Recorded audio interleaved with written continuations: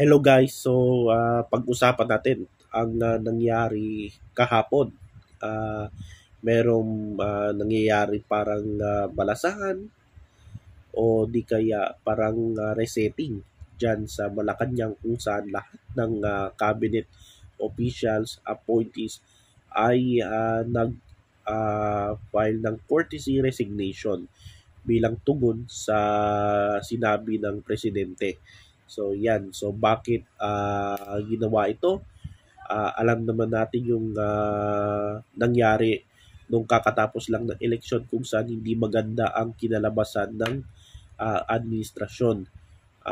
Pero nakapanalo pa rin yung grupo ni PBBM ng mga senador. Ah, Nasa 5 o 6 na kandidato. Ah, Dapat sana kapag midterm, kapag admin ka, dapat ang target mo at least 8 kandidato sa pagka-senador. 8 out of 12. Pero ang naipanalo nila, 6. So, hindi maganda yung performance ng administrasyon kasi tingin ng mga tao parang walang ginagawa itong admin. Ganun pa rin yung pamumuhay nila, mahirap pa rin. At nakikita nila puro na lang pamumulitika, puro na lang ayuda. For me, yung ayuda, okay naman yung ayuda kaso ah, yung ayuda dapat hindi palagi ayuda, no? Dapat sana mayroong trabaho o merong pang negosyo yung mga ating kababayan. So yan guys, so dapat ganyan. Tapos yung healthcare services, kulang sa healthcare services at merong mga proyekto gaya ng mga kalsada, mga hospital, pero mabagal pa rin yung serbisyo, no? Mabagal pa rin yung proyekto. Tapos marami pang mga suliranin ng ating bayan na dapat tutukan. Meron pa yung mga lahat ng mga bilihin, nagmahal. So yan, yan dapat yung mga kinakaharap ng bayan natin dapat tutukan ng ating gobyerno. Hindi yung mga pamumulitika, ah, hindi yung mga puro ayuda na lang. So yan guys, dito babasahin ko yung balita mula sa Rebate. So shout out sa Rebate. Mahigit 30 cabinet secretaries tumugon sa panawagan ni PBBM na courtesy resignation. So ano ba yung courtesy resignation? So halimbawa, yung boss nyo ay nagsabi na mag-file kayo lahat ng resignation kasi siguro nakikita nila na parang nakikita ng kanilang boss na dapat itong mga kung nagpe-perform ba yung kumpanya kasi yun tapos after mag-file kayo ng courtesy resignation, di ba, mag-file kayo. So, mag-file kayo ng resignation, mapupunta na yan depende na yan sa boss nyo kung mananatili ba kayo or hindi sa pwesto. Kung hindi tatanggapin yung resignation nyo, ibig sabihin yan ay mananatili ka pa rin dyan sa bilang empleyado ng kumpanya. So, yan yung ibig sabihin para sa akin yung courtesy resignation. So, parang sini-check, no, ng Malacanang kung nagpe-perform ba ito, meron ba itong corruption na issue. So, kung meron uh, mga record na walang ginagawa itong secretary, so dapat na siyang tanggalin. So yan yung mga ibig sabihin dyan sa courtesy resignation na yan. So ito, nagsumiti ng courtesy resignation habang iba naman ay nagsumiti ng kanilang courtesy resignation bilang tugon sa panawagan ni President Bongbong Marcos Jr. na magsumiti ang mga ito ng courtesy resignation. So sino-sino ba yung mga nag-submit na ng courtesy resignation. So, narito yung mga listado mga secretary. So, na para sa akin, kung mananatili ba sila or hindi sa bilang mga cabinet secretary. So, yan guys. So, merong mga nagsasabi na ganito, na dapat namang palitan, dapat na itong palitan. So, yan guys. At ito, uh, Department of Transportation, DOTR Secretary Vince Dizon. So, itong si Vince Dizon, okay din sa akin to. No? Kasi bago pa naman ito, na-appoint ni President Bongbong Marcos itong si Secretary Vince Dizon. So, bago pa siyang secretary ng DOTR. So, dapat pa itong manatili sa kanyang tungkulin itong si Vince Dizon. So, okay naman itong si Dizon. Department of Social Welfare and Development DSWD Secretary Rex Gatchalian. So, okay itong si Gatchalian. Si Department of the Interior and Local Government DILG Secretary John Vic Remulla. So, itong si John Vic, okay na rin ito sa akin si John Vic. Baka next year, baka palitan na siya next year dahil ma-appoint na dyan si Trillanes. So, maraming kumakalat ng mga vloggers na sinasabing, congratulations, Sonny Trillanes, bagong secretary ng DILG. So, baka next year pa yan guys, no?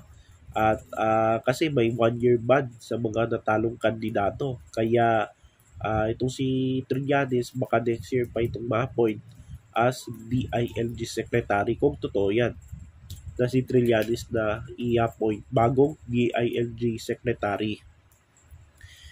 Then Metro Manila Development Authority MMDA Chair Romando Artes. So okay itong si Artes at baka hanggang next year na ito kasi baka ma-appoint sa DILG itong si Abalos or di kaya si Francis Tolentino. Kasi mga natalo yan nung nakarang kakatapos lang na eleksyon, sila Abalos at or si Tolentino na pwedeng maging MMDA chairman.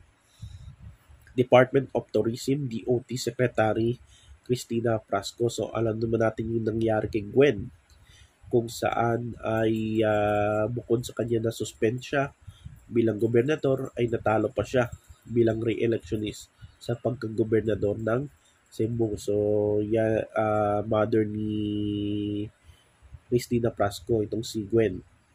So, itong si Cristina Frasco, dapat na rin itong palitan bilang secretary ng tourism. Kasi matandaan ninyo yung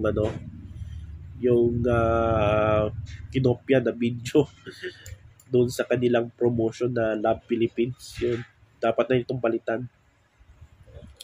Solicitor General Menardo Guevara. So ito, palitan na rin itong si Guevara.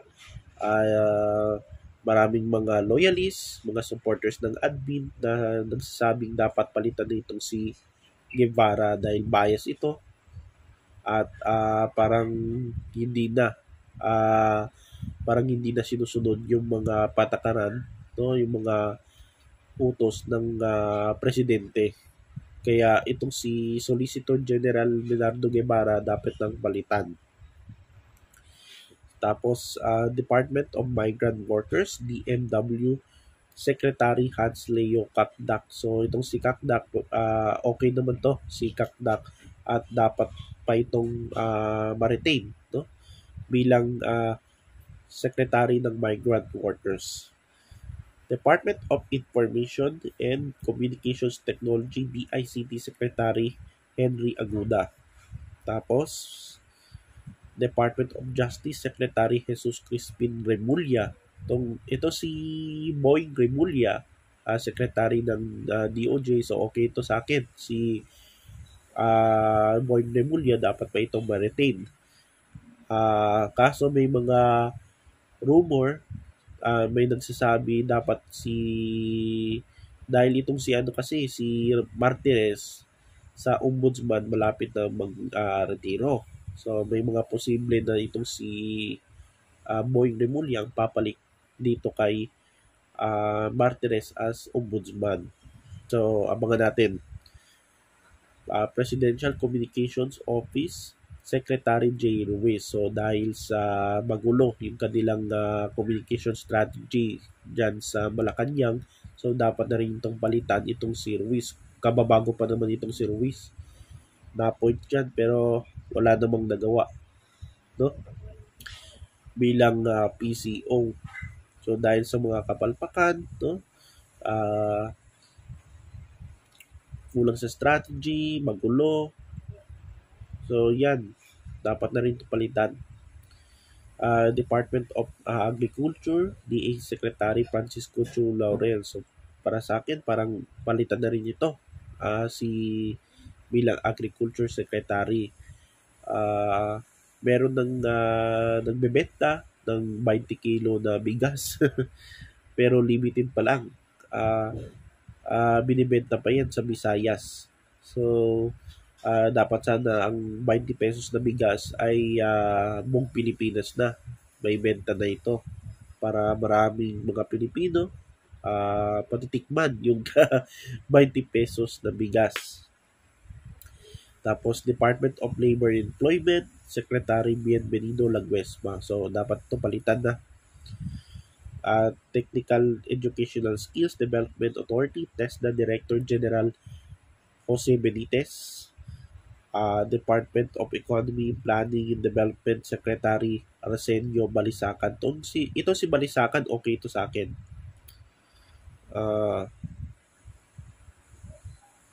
Department of Finance Secretary Ralph Recto. So itong si Recto, okay naman sana to. Kaso, parang nakikita ng tao parang hindi maganda yung ginagawa ni Recto. Una dyan yung pagkuha niya ng budget dyan sa pagkuha ng pondo dyan sa PhilHealth at marami siyang mga dinededuct na taxes gaya ng corporate tax, yung donor's tax at iba pa. So parang yung mga tao hindi na nagustuhan yung ginawa ni Recto. So dapat nang palitan si Recto. Dapat sana for me, hindi dapat politiko ang magiging secretary ng finance. Yan. At Balisacan, okay sa akin. Tapos, Presidential Advisor for Investment and Economic Affairs Secretary Frederick Go. Executive Secretary Lucas Bersamin. So, time na para palitan itong si Bersamin. Baka pwede pa itong maging Solgen kapalit ni Guevara. Itong si Bersamin. Tapos, Department of Agrarian Reform, DAR, Secretary Conrado Estrella III. DOE, Energy Secretary Rafael Lotilla. Department of Education, DepEd Secretary Sani Angara. So, si Angara, okay naman sa akin itong si Angara. Dapat ba itong retain? Department of Environment and Natural Resources, DENR Secretary Maria Antonia Yulo Loizaga. So, dapat na rin itong palitan. Parang wala namang nagawa ito as DENR Secretary. Tapos, DOST Secretary Renato Solido. DND Secretary Gilbert Judoro. Itong si Gibo dapat i-retain ito. NSA Secretary Eduardo Anyo. So, itong si Anyo, palitan na rin ito. Parang nakarang administration pa itong si Anyo. No? Tapos si BTI Secretary Cristina Aldeguer Roque. Tapos Department of Foreign Affairs Secretary Enrique Manalo. Commission on Overseas, Filipinos Overseas, CFO Secretary Dante Ang III. Tapos Presidential Legislative Liaison Office, PNLO Chief Mark Mendoza. At Anti-Red Tape Authority, ARTA, Director General Ernesto Perez. So sila yung mga cabinet officials na nag-file ng courtesy resignation. So ang tanong ay si Larry Gadon kaya nag-file ng courtesy resignation. So walang listahan dito ni Larry Gadon. So yan, at abangan natin sila kung i-retain ba ng Malacanang itong mga cabinet officials na ito or hindi na. So kung hindi na, sino ba yung mga papalitan sa mga nababakanting posisyon dyan bilang mga cabinet secretaries. So parang resete yung ginawa ng Malacanang dito. So parang first time siguro, no? First time sa isang presidente na nangyari ng ganito. Buong department may courtesy resignation. So yan guys yung update, no? At abangan lang natin kung sino-sino ba yung mga mananatili sa pwesto at hindi na at palitan na ng mga nababakante posisyon dyan sa bilang mga cabinet secretaries ng Malacanang. So yan yung abangan natin at kita-kits sa next video.